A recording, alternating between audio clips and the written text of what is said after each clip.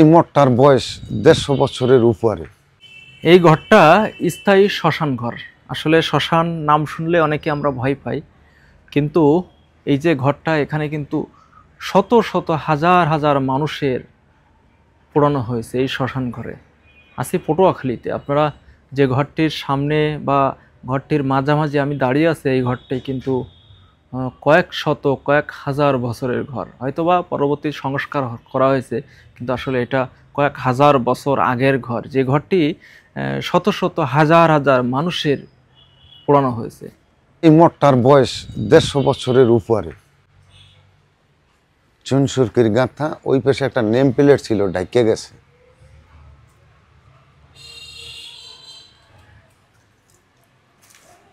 বটগাছের ভেতরে তো আপনার দেখতেছি যে মানে ফাঁকা, এটা নাকি? হ্যাঁ, এটা তো একটা মঠ, মঠের উপরে। আচ্ছা, এটা একটা মঠ ছিল, মঠের উপরে এই বটগাছটা, এই বটগাছটা হয়েছে।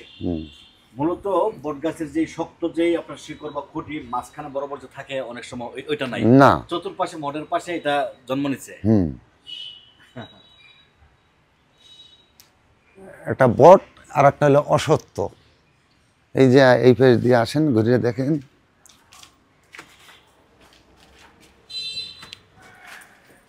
এই পেজ দিয়ে একটা দরজা ছিল।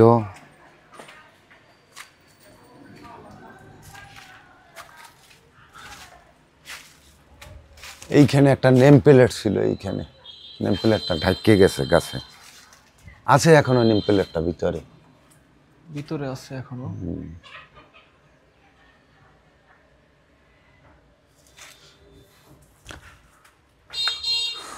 আর এই স্তম্ভ দুইটা হইলো যে সবচাইতে ওই পুরানা আগের। কোন দুইটা? এই দুইটা, এই একটা আর ওই একটা। এইখানে আগে ওই রড পুঁত্যা এরপরে সৎকার করতো এখানে।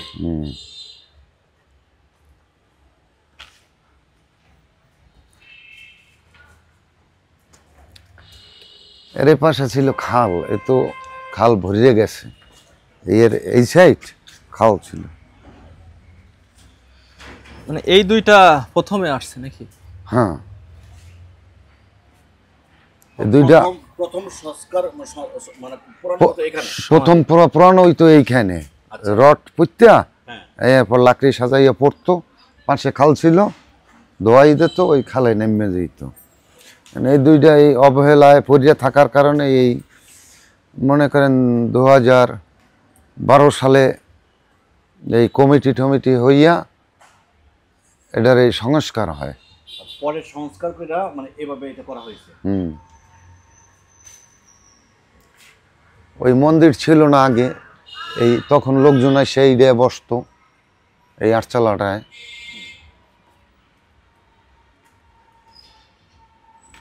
এরপরে তো এইটারে আপনার ওই এমনি পড়িয়া আসলে এরপর এই কমিটি গাইত্যা টাইস করিয়া দিয়েছে, যে স্মৃতি অনেক জনার সৎকার হয়েছে এতে। অনেকটা সামনের দিকে যায় না, সামনের দিকে আরো।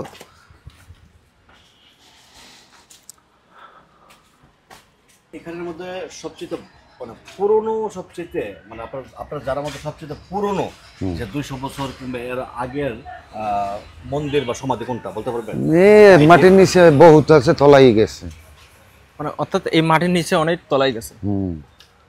আচ্ছা, আমরা জানতে চাচ্ছি আপনার কাছে এখানে এই যেমন এই একটাই তলাচ্ছে, মানে সবচেয়ে পুরনো যেই সমাধি নাকি?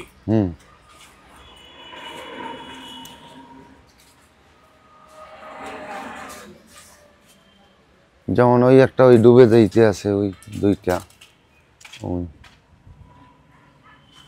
আচ্ছা, ছোট ছোট যেগুলা মানে নিচু অবস্থা, এগুলো অনেক আগের, সবচেয়ে পুরনো। ওগুলা মনে করেন নিচে 6 ফুট 7 ফুট খোদলে পাওয়া যাবে। আচ্ছা আচ্ছা।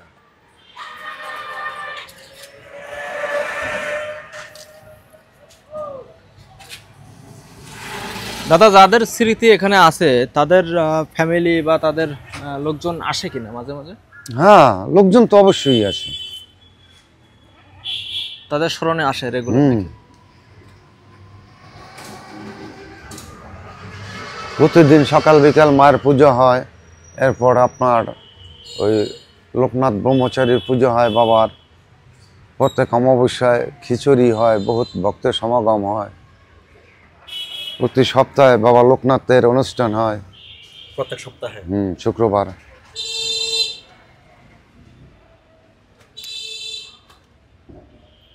বাৎসরিক কোনো মেলা বা অনুষ্ঠান হয় কিনা? বাৎসরিক শ্মশান দীপাবলি, হাজার হাজার লোকজনের সমাগম হয়, ভক্ত আসে এখানে? আপনি এখানে দাঁড়াইলে এক ঠেলায় আপনার এই মন্দিরের সামনে লই যাবে। মানে এত লোকের সমাগম? 40-45 হাজারের লোক হয়।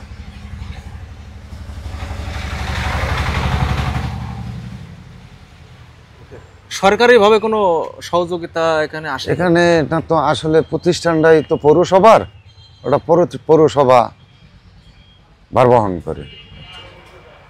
মানে আপনিও নিজেও পৌরসভার আন্ডারে? হ্যাঁ, আমিও পৌরসভার আন্ডারে।